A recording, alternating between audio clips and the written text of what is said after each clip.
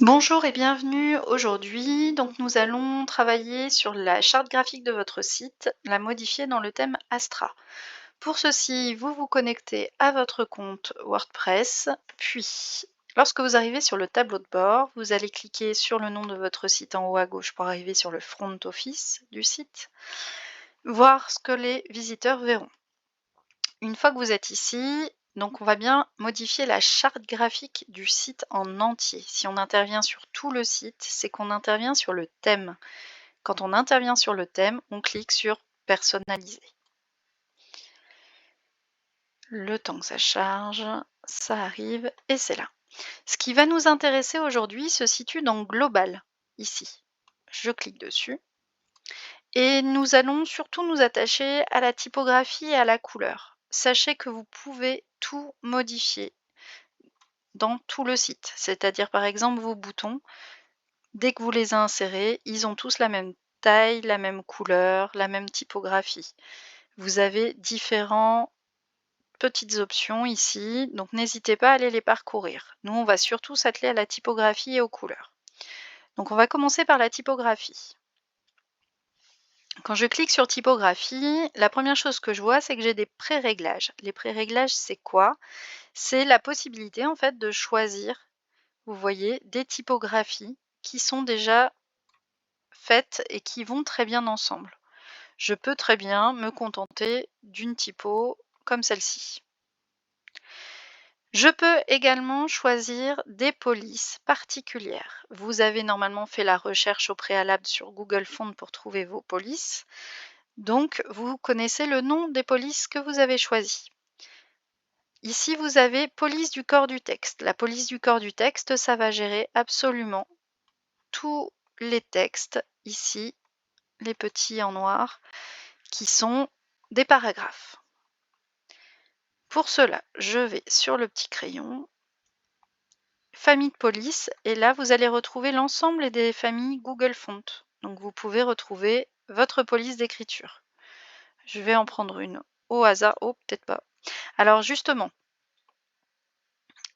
les polices manuscrites, on évite absolument pour les paragraphes. On va les privilégier pour les titres.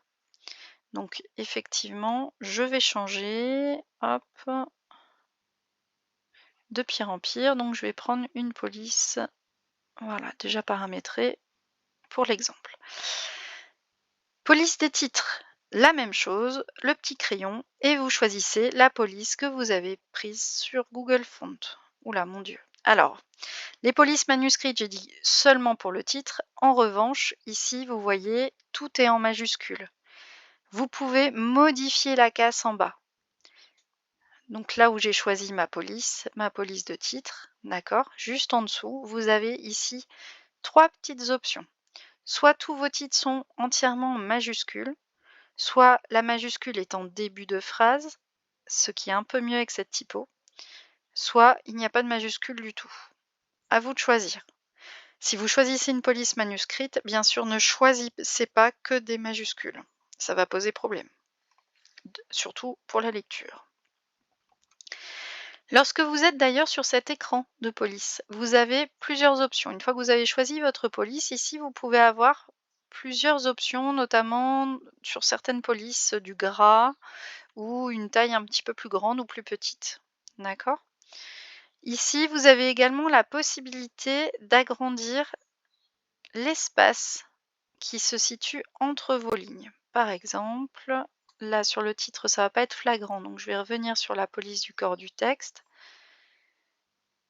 Voilà, si j'agrandis, vous voyez, il y a plus d'espace entre mes lignes. Mon interligne s'agrandit. Ici, le deuxième petit réglage, ça va être pour gérer l'espacement entre les lettres cette fois-ci. Regardez, si je joue avec, ça va agrandir. Alors là, c'est pas flagrant. Voilà, vous voyez que les lettres s'écartent. C'est très, là vous me direz, c'est pas très joli. Effectivement, on va éviter, d'accord? Hop, et voilà pour ça. Ici, on a les polices de titres. Alors ça, on verra ça plus profondément quand on fera la rédaction web avec le référencement. Qu'est-ce que c'est que ces polices? Police H1, H2, H3, H4, etc. H, en fait, ça signifie hiérarchie, hiérarchie des titres. La hiérarchie des titres, c'est quoi? C'est H1, ça va être le titre principal de ma page.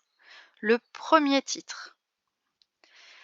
Il n'y en a qu'un par page, il n'y en a pas d'autres. Police H2. Là, ça va être les titres de mes chapitres. Nos services, ici en l'occurrence, certainement celle-ci aussi. We choose us, Why choose us, pardon, etc. Donc ça, c'est la police H2. La H3, ben, c'est encore un niveau en dessous. On avait la police de titre, la police des chapitres. Donc le H3, ça va être la police des sous-chapitres.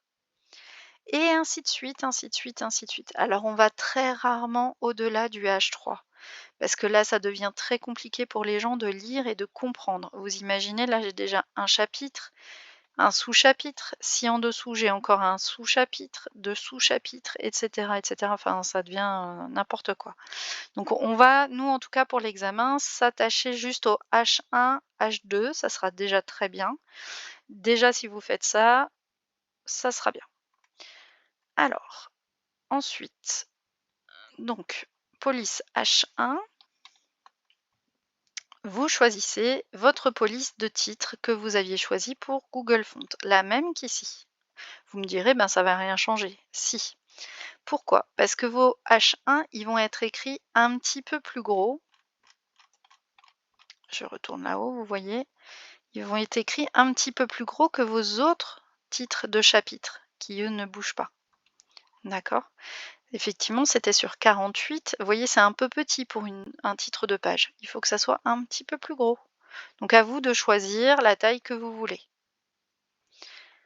Pareil, le H2, si la taille qui est par défaut vous convient, vous pouvez laisser. Sinon, vous pouvez modifier, voilà, que ça soit écrit un petit peu plus gros. Et H3, ben, on va être un petit peu plus petit. Là, par défaut, on était sur 30, donc c'est très bien, je vais laisser comme ça. Une fois que j'ai fait ces changements, je n'oublie pas de publier. Je reviens en arrière et je clique cette fois-ci sur couleurs. Là, on va gérer toutes les couleurs de notre site internet. Vous vous rappelez, vous avez fait une recherche de palette de couleurs. Donc là, je vous invite à modifier votre palette de couleurs. Alors déjà, vous allez me dire, bah oui, mais il n'y a que 3 types possibles. Oui, mais non, vous allez voir. Vous allez choisir une palette de couleurs. Et là, vous allez pouvoir modifier chaque couleur. Le code hexadécimal que vous avez copié dans colors.co, vous allez pouvoir le coller ici. Et ceci pour chaque couleur. Donc, par exemple, je vais prendre différentes couleurs complètement au hasard, pas comme vous, puisque vous avez bien fait les choses. Hop, et hop. J'ai dit du vert. Voilà. Alors là, vous me direz, ce sont des couleurs très différentes. Déjà, il y en a plus que 3. Elle nous a dit d'en prendre que 3, plus le blanc et le noir.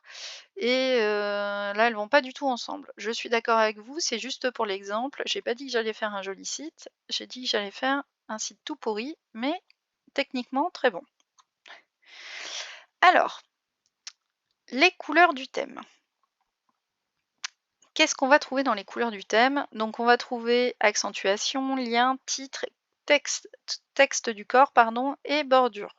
En fait, ici, vous allez déterminer quelle est la couleur de base de vos titres, de votre texte de paragraphe, des liens. Et les accentuations, ça va être, vous voyez ici, c'est rouge. Hop, quand je fais ça, c'est vert. Alors vous me direz, là, ça sert à rien, sur le site, ça se voit pas. Si, sur certaines choses, ça va se voir. Vous verrez au fil du temps. Alors, hop, par exemple, si je reviens sur jaune, ça sera très bien. Voilà. Alors, d'ailleurs,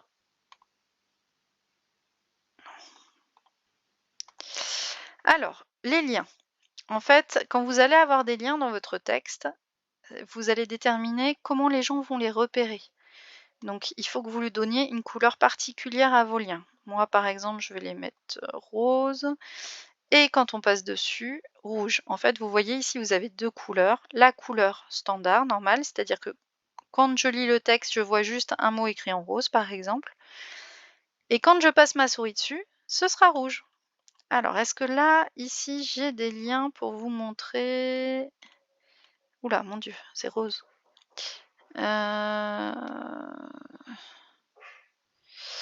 Non, je n'ai pas de lien pour vous montrer. Bon. Titre. Quelle va être la couleur de mes titres? Est-ce que je vais être sur du blanc, du noir, du gris? Bon, je vais mettre du gris parce que sinon je vais pas m'en sortir, ça va faire vraiment dans too much. Là, et le texte, on va gérer maintenant le texte du corps. Alors ça, en français, ça ne veut rien dire. On est bien d'accord que c'est le corps du texte. Voilà. Donc là, je vais rester sur du noir parce que sinon, c'est pas lisible. Faites très attention à la police que vous utilisez. Les bordures. Alors, par exemple, du rose. Là, je pense pas avoir de bordure sur cette page. Voilà, non, effectivement, je n'en ai pas. Si un jour vous mettez des bordures, normalement, elles vont apparaître dans la couleur que vous sélectionnez ici. Arrière-plan du site. Alors ça, c'est la couleur de fond. Alors vous allez me dire, bah d'accord, mais là, son fond, il est blanc et là, c'est indiqué rose. En fait, tout simplement, ces blocs-là, en fait, cette page d'accueil, qui est une page d'accueil par défaut téléchargée avec le thème Astra, en fait, les blocs ont une couleur d'arrière-plan, blanche et grise. Du coup, je ne vois pas ma couleur de fond. Je la vois peut-être, non, même pas. Je la vois absolument nulle part. Voilà. Donc, vous pouvez quand même choisir un arrière-plan du site si vous souhaitez mettre une couleur. Si vous souhaitez laisser blanc, vous mettez blanc. D'accord?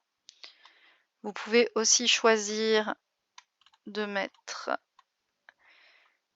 transparent. Ici, vous avez une petite réglette sur la transparence. Vous pouvez également choisir de faire un dégradé sur le fond ou d'insérer une image.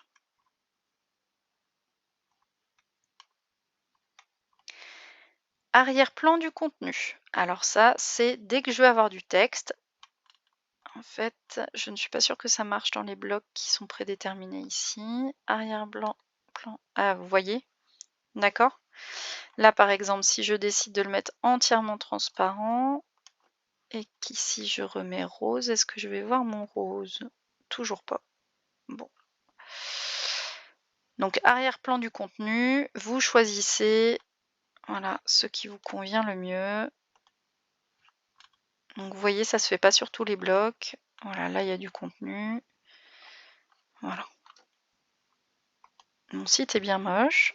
Donc, je vais juste revenir sur du blanc parce que sinon, ça va être un peu particulier. Et voilà. Une fois que j'ai choisi tout ça, je peux faire publier.